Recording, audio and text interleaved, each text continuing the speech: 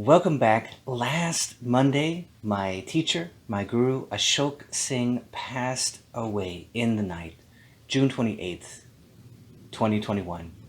I want to share a few memories about him in celebration of his life and his friendship and his teaching, and to celebrate his return to the great Oversoul.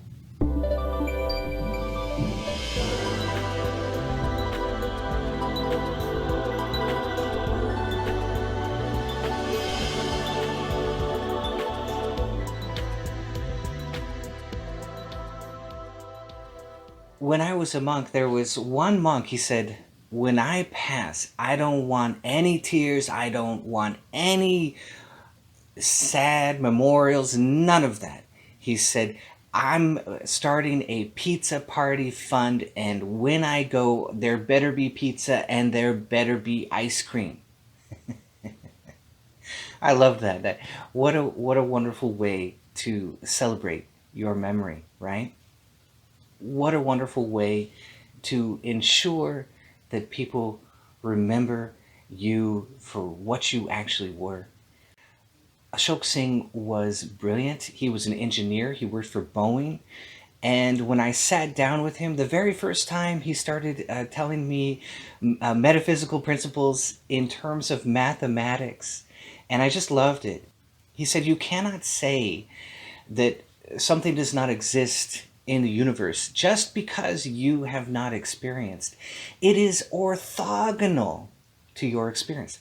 Orthogonal. I'm like, what is this word? And I wrote it down. I'm like, whoa, what is that? What's going on? And orthogonal is the study of right angles. And so what I finally figured out, what he was trying to tell to me, is that you're driving down a desert highway. Have you ever driven from California to Arizona? There's this stretch of highway just goes straight forever, and it's like, I'm never getting off this thing. Especially if you're stuck behind so many semis, right? It's like, I'm never getting off this highway. I'm stuck here forever. But that would not be true, because at some point you will reach a right angle turnoff, and you'll be able to turn off the highway, maybe into some hidden oasis that you didn't know about. And you will say, before I was on the highway and I believed that there was no end to that highway. And finally I reached that right angle turnoff. I turned off the highway and there was an oasis waiting for me the whole time, and I didn't know about it. That's the study of orthogonality. I'm not sure if that's a word. Yeah, that's the study of orthogonal thought, okay, in terms of applying mathematics to metaphysical concepts. So you can't say that, somebody else is having a samadhi, somebody else is going into interiorization, somebody is going into absorption, and it's not true for you. You can't say that. You have just not yet reached the right turnoff angle. You believe I'm stuck on this highway. You're not. You're coming up to that turn, and it's ahead of you. You can't see it. It's out of the curve of your view, you see. Ashokji, of course, emphasized Om Japa in the chakras to me. I mean, he really emphasized it to me like nobody ever had, and I didn't understand it at first. It took me a while, and but he really drove it home over and over again, and over time I realized the profoundness of it, and it's because of him, and that's the beauty of having a guru, a teacher, is that you always get pointed in the right direction. It doesn't mean that they answer everything. It does not mean that they are perfect. It means they point you in the right direction, and that alone is worth its weight in gold. It's way well beyond gold, because it's a snowball effect. If you keep following, it's a snowball effect, and gold raises in value like this slightly over time. But the mathematics of return of value, of following good advice, is that one piece builds on the other piece, builds on the other piece, builds on the other piece, and it's a snowball effect. And the curve it creates is almost incalculable. There was a mathematician in India, and he went to the king and he says, "What will you pay me for my services?" And the king said, well, so many bushels of grain. for you to eat. That was the currency of the time, right? And the mathematician kind of chuckles and he says, King, I'm going to make you a deal. You can just pay me 1 kernel of grain, but the next day you have to double it. And so the next day you will give me 2 kernels of grain. 1 becomes 2, 2 becomes 4, 4 becomes 8, 8 becomes 16, on and on and on. It just compounds. And the king thought, this guy's nuts. What's going on here? But he was curious. He goes, okay, sure. You want that deal? Okay, that's your deal. That's what you get paid. And the doubling effect, when you double it up, by the end of the month, the king came to the mathematician. He says, you have bankrupted me. To pay you, I must give you all my grain and levy grain from my neighbors. I'm done. I'm finished. And the mathematician laughed and he said, this is compounding. And it's a glorious principle, right? And he says, you don't have to pay me that. Well, we can come up with something reasonable. But now you know about the magic of compounding. 1 becomes 2, 2 becomes 4, 4 becomes 8, 8 becomes 16, on and on and on. It just compounds and the number grows so greatly. And that's the beauty of good advice. It keeps leading you down the correct path. It's not that the teacher is going to be there for everything and be everything to you. Sometimes they are. But a lot of times we have to soul search. We have to find our own answers. We have to build on what they gave us. Don't just take it and go, oh, okay. You kind of build on it a little bit, and then it becomes your own. And that's when the real value starts, when it really becomes your own. One time I went to visit Ashok and I was okay, I was doing well, but underlying I had a little bit of a mood. And of course he instantly picked up on it. He could read my mind all the time, and he kept trying to encourage me. And then I'm leaving, I'm in my car and I'm taking off, and he's running out and he goes, when something bothers you, you just go right into the feeling and you just into the feeling. You just clean it out. Just snuff it right out. Just like that. Just snuff it right out right from the beginning. And I'm laughing because I know what he's trying to do, and it's so kind, and it was so concerned for me, and he really wanted to help me, and he was just trying to drive this point home in my brain. And that's the Kriya therapy. When you walk through your day and you feel a feeling and it's bothering you and you don't want it, you just if it's a negative emotion, you feel it in your emotional self and you just mentally into that little bomb right into that feeling, and it will snuff it out. It will snuff it right out. It might not happen immediately, but you will feel a little bit of lessening, and then it just kind of evaporates and it's gone. It just blows it apart. And that's the magic of Om Japa, right? And that's the magic of his advice. He said this continuous therapy throughout your day. So you've got your daily practice of meditation where you're sitting very still and you're practicing the heart rate variability resonance breathing, and you're going very deep, and you're doing the Om Japa at the same time or separately. And then you've got your all day therapy where you're just continuously, evening things out and balancing yourself and letting things go, and you're just getting more and more clear, and your mind clears and your heart clears, and suddenly everything starts to come together. And that's the beauty of that continuous practice of therapy. That's why I have this video. Kriya is therapy. It's a kind of continuous therapy. So I did some interviews with Ashok Ji.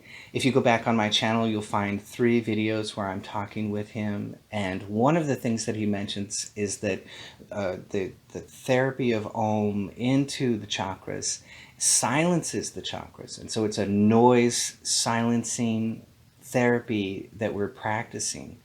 And just like you would silence the vibration inside of a plane, you are silencing the vibration in the chakra, the negative vibration, and it allows you to detach and and roll up into the brain as I talk about it.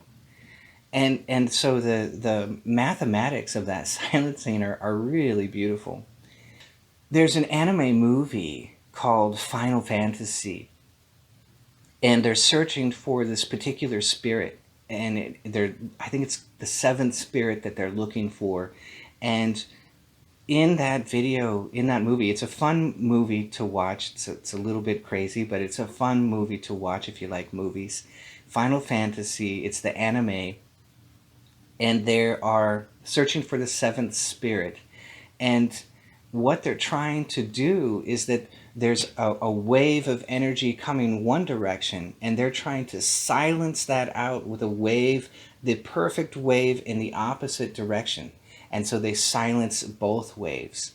And that's really what's happening in this silencing effect. So the mathematics of it is really quite profound. And that's the genius of the Om japa. So simple, right? It's just, okay, I put Om in the chakra, that's it. Yeah, that's it. Okay, really? That's it? It's so profound. It's simple, but it is so profound. And that's the magic of so many spiritual things. You know, they're just simple, but they're so profound. It's like, you know, it just blows your mind. When you really dive into it, it just blows your mind. Ashokji always emphasized bliss to me, always, all the time. And I would tell him about energetic stuff that was happening to me. He's like, yeah, wait till the bliss shows up. I'm like, but this is huge. He's like, yeah, wait till the bliss shows up. Concentrate on the bliss. That's really a much deeper form of meditation. The energy's okay. It's tempting. This is a tempting time for you because you're feeling all this energy, you're feeling all these things.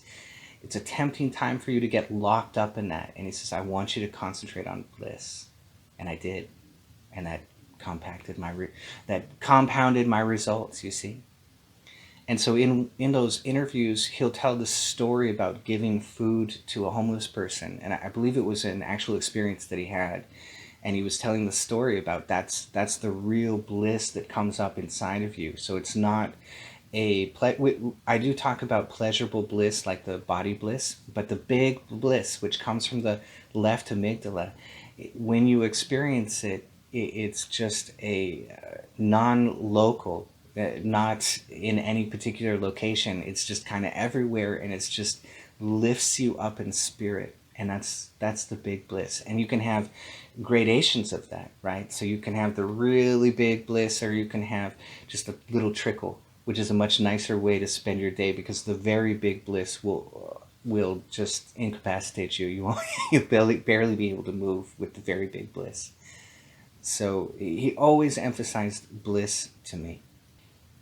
This is a funny story. So one day, I'm at his house, and he's been talking to me about polarity, which I just did a video last week on polarity.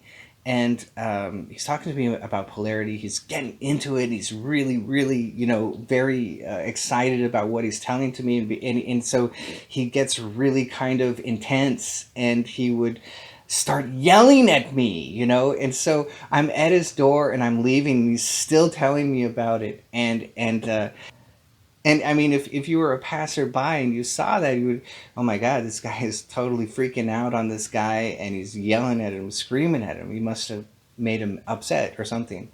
And it looked like he was very upset about what he was saying. And I'm standing at his door listening to him very attentively, and I just start laughing like a maniac. And his son is at the door, and they both kind of look at me like, what's going on? And I'm like, I have to tell you, this is such a paradox. And I told his son, he's screaming at me, he's yelling at me, but I'm feeling bliss. I'm just blissed out. It's like these waves of bliss were coming from him in this teaching that he was giving me. That was the undercurrent, the spirit behind the yelling. And that memory of that paradox is really, I think, very fitting for the way that I feel right now. And I feel a loss, and that's a grieving process. I'll let myself go through that naturally, because I'll miss him, and I'll miss that pointing finger in the right direction. I believe his life was extremely fulfilled, and I think he finished everything that he wanted to finish. And I certainly finished everything with him that I wanted to finish. And I'm forever grateful. And so there's a loss, and yet there's this bliss and this joy and this celebration of his life. When I think of him, I can feel him right now. So there's really no loss, is there? But the human in me will go through the grieving process. That's fine. But I know that he's here. I actually feel him. For all of you that send me kind messages, I really appreciate it. And just know that I know he's here, and he's looking after all of those who came to him for help, just as all of this line of masters is doing in the Oversoul. They can't help it, because once you become part of that Oversoul, that is the force that looks over all of us. So I hope you love this. I hope you will celebrate with me the life of my teacher, Ashok ji, and go out and have some ice cream or something fun. And